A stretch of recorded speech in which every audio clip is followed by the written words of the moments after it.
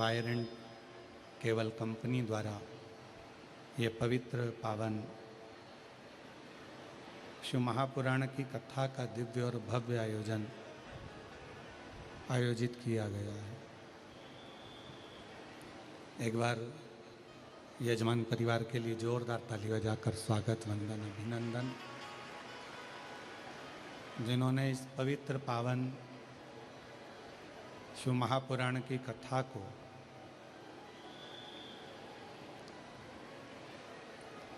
महाराष्ट्रियन श्रावण का जो महीना होता है, उस श्रावण के महीने के अंतर्गत ही ये पवित्र कथा बाबा देवादिदेव महादेव की कृपा से, उनकी करुणा, उनकी उदारता से चल रही है। और तेरी कृपा बिना न हिले एक भी अणु, लेते हैं श्वास तेरी कृपा से तनु तनु। बखान क्या करूं मैं राखों के ढेर का, चपटी भगवत में है खजाना कुबेर का। हे गंगाधार मुक्ति द्वार ओंकार तू, भोले ओंकार तू। आयो शरण तिहारी शंभु तार तार तू। बखान क्या करूं मैं राखों के ढेर का, चपटी भगवत में है खजाना कुबेर का। हे गंगाधार मुक्ति द्वार ओंकार तू, भोले ओंकार तू। आयो शरण तिहारी शंभु तार तार तू। भगवान देवादिदेव महादेव की परम कृपा, करुणा, उनकी उदारता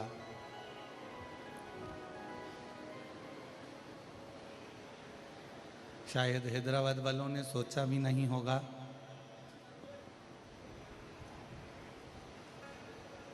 कि ये पावन शिव महापुराण की कथा आपको इतनी जल्दी भाग्यनगर में श्रवण करने को मिल जाए।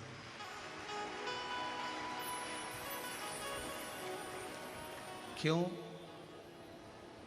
क्योंकि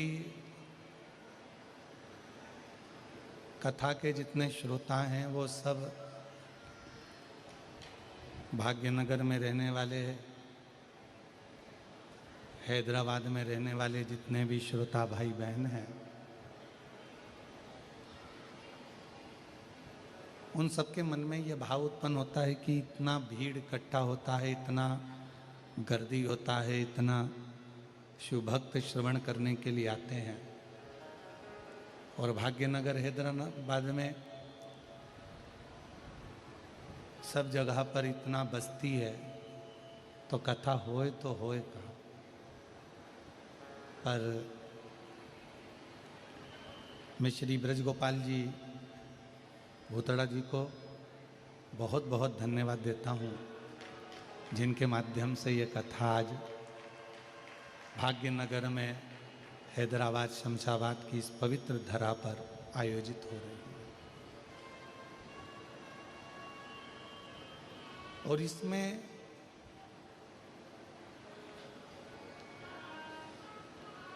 भूतड़ा परिवार के ऊपर तो भगवान देवादिदेव महादेव की कृपा है। भगवान शंकर जी की बड़ी भारी कृपा है, पर साथ में भाग्यनगर में रहने वाले आप सभी भाग्यशालियों की भी बड़ी बाबा देवादिदेव महादेव की आप पर भी कृपा है, जो आप सब इतनी लाखों की संख्या में पहुंचकर इस कथा का लाभ ले रहे हैं।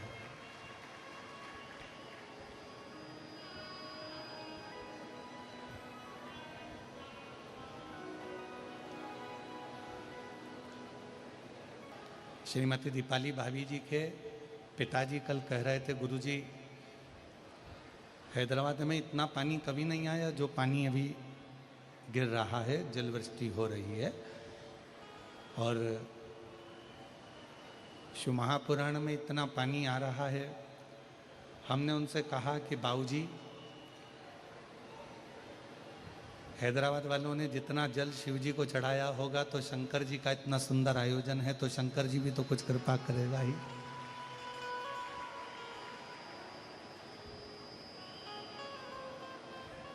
और ये उसी की कृपा।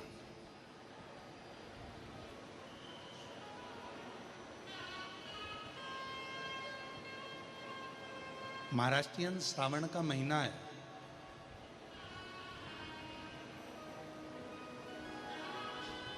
और यहाँ पर मेरी जितनी जीजियाँ बैठी हैं ना, जितनी बेटियाँ बैठी हैं, जितनी मेरी माताएं बैठी हैं, जितनी जीजियाँ बैठी हैं, इनमें से आधी से ज़्यादा भले हैदराबाद में रह रही हों पर इनका मायका आधे से ज़्यादा का महाराष्ट्र में ही होगा, बहुत सारा होगा।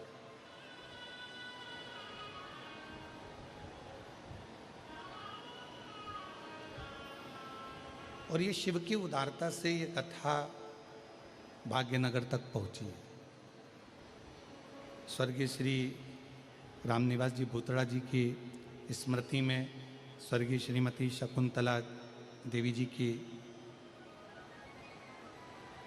स्मृति में हम जब कल बैठे तो हमने श्री ब्रजगोपाल जी भूतड़ा जी और उनकी धर्मपत्नी श्रीमती दीपाली जी भूतड़ा जी दोनों को और दोनों बेटों को भी एक ही बात कही कि आपके माता पिता शिव जी के इतने बड़े भक्त थे कि जब तक घर में शंकर भगवान का कोई अभिषेक नहीं हो जाता, जब तक शिव जी का कोई अर्चन, भगवान शिव की आराधना नहीं हो जाती, तब तक वो भोजन भी नहीं ग्रहण करते।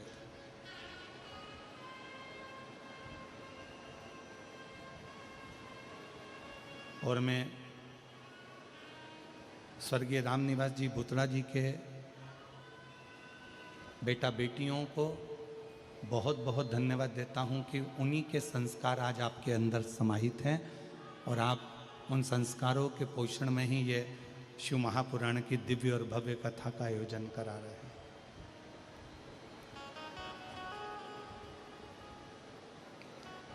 अब ये आपके ऊपर निर्भर है कि आप इस कथा में से कितना गागर में से कितने सागर में से गागर भर सकते हो।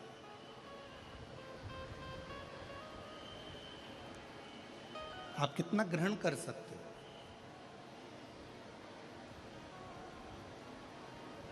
जलवृष्टि अपना काम करेगी।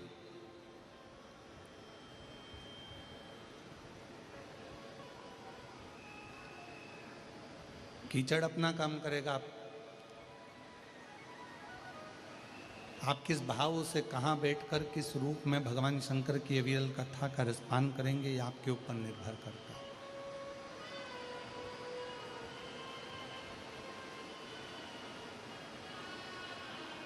आप कितना शिव भक्ति को प्राप्त करते हैं, ये आपके ऊपर निर्भर करता है। और मौका मिला है 5 दिवसीय शिव महापुराण की कथा का।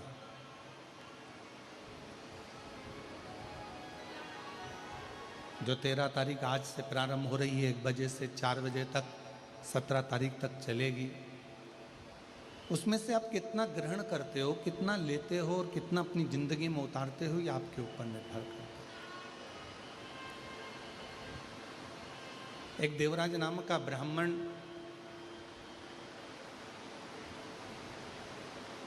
इसी पवित्र शिव महापुराण की कथा में से थोड़ा सा अंश ले लेते हैं।